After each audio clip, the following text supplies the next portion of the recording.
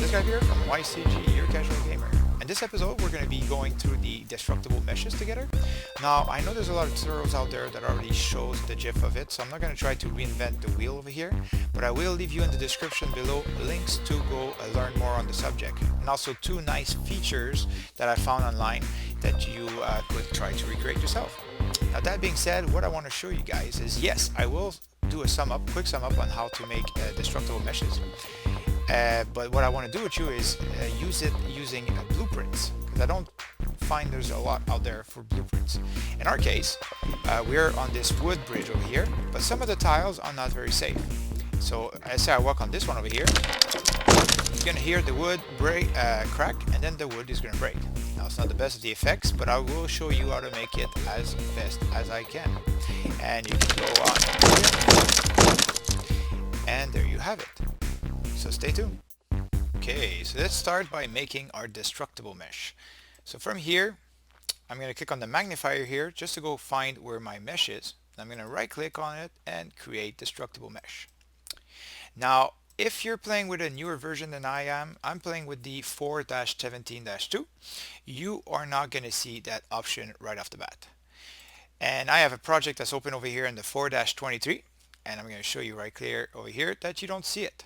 The way to activate the destructible meshes in the new versions of Unreal is by going to the plugins, and inside the built-in option you're going to go to Apex Destruction, and you need to enable this plugin in order to be able to play with destructible meshes, and also you're going to need to restart your engine afterward, so be mindful for that. Now, if you have your destructible mesh, let's keep on going. Let's go inside the editor. Now, to move inside the editor, same thing as the viewport, WSD, and also you can play around with the light by pressing L key and right click and dragging it around just to be able to see your scene better. That being said, these are the settings over here we're going to play with, and also I'm going to explain to you a little bit of this very fast. So first off, the preview depth. This is quite important. This is the difference between broken and not broken. So the preview depth 0 right away cannot be exploded if you play with the cursor on the right. But if as soon as I fracture the mesh, you're going to see that now there's a new preview depth, and that is preview depth 1, and there's preview depth 0 that has nothing. And preview 1 you can play around and play with the cursor and go around. So now that we did that, let's go around the settings. So the damage over here is pretty much the health of your mesh. If I leave it to 1, it is a very low health and it's probably going to be easy to break. In our case, that's what we want, because as soon as you interact with the broken bridge piece, it breaks after a short delay. But if you wanted something that has more resistance, you could put something like 1500, and then it would be a lot harder to break your mesh. So keep that in mind. The damage spread, I find it's more for impact damage. So like if you're using a bullet or you are running through something with force and you want to apply the impact damage, then yes, the damage spread is quite important. That is, if I go back to 0, if I would be shooting at the top left corner over here of my mesh, how much do I want in percentage that the damage over here be spread throughout my mesh? And that's what the damage spread is. So if you want it to be very low, you have to put a number between 0, like 0.00 something. And if you want it to be high, like in our case, we want it to break right away, the whole mesh, we're going to put it to 1, 1 being 100%. Now the impact damage, I can put it on just to show you how it works and save. Since we already have an impact over here, depth to 1, we're going to leave it and I'm going to show you what it does. So if I put the impact damage to 1, meaning 100% again, this would be, actually it's the impact damage times the force, impact force. This would be that when you go inside, I'm gonna right away click on this, right click and replace it with my mesh. Now my destructible mesh is here, and if I go inside the level, I go on it, it should be breaking from the impact. But you're gonna notice right away that I need to jump on it a few times, because it says impact force, and there's not that much of a force when I'm just walking on top of it. But if I start jumping on it, then I start adding force, and then you're going to see that it breaks. So it works better with something that has a velocity that goes forward, like a forward impact. See here, as soon as I touch it by moving forward, it's going to break. I'll show you that again. This instant break. But if it was, for our case, to put it like this, it's not really what we want because it's not working. It's not going to work right away on impact, and that's not what we want. We want it to, as soon as the player interacts with it, something happens. That's where the blueprint is going to help us.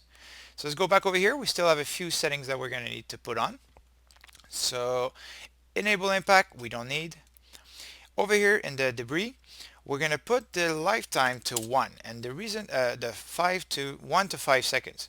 The reason we are going to use the debris is because you're breaking your mesh. So when you're breaking a mesh, right now it's one block, but as soon as you start breaking it, it's going to break into, in our case, 25 different chunks.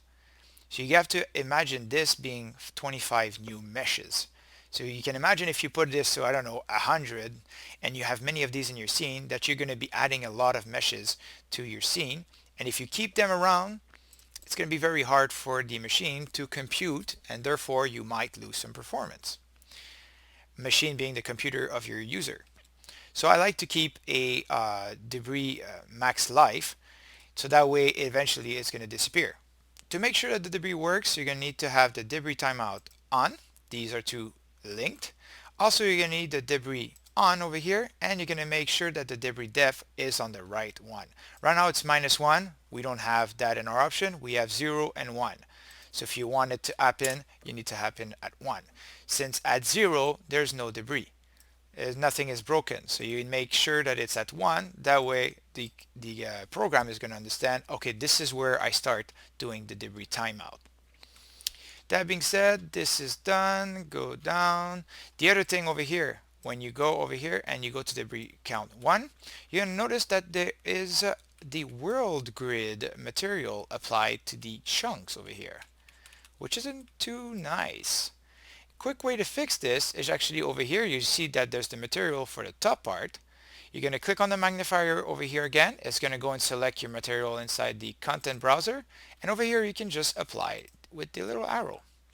Now it doesn't make a perfect result, but in our case the player won't really notice. It's just a color, and you can fix it or make a custom material from there now that you know how it works. So that's done. We're pretty much done with our well, I did the fracture mesh over here with 25, but that's not really realistic for wood. It wouldn't shatter like this unless there's an explosive round that explodes the wood. In our case, we're just stepping on it, so the break count, cell count would probably be 3 to 6, and we could play with the random seed too if you want. It's always giving you a new result. See, in our case, that's the 3.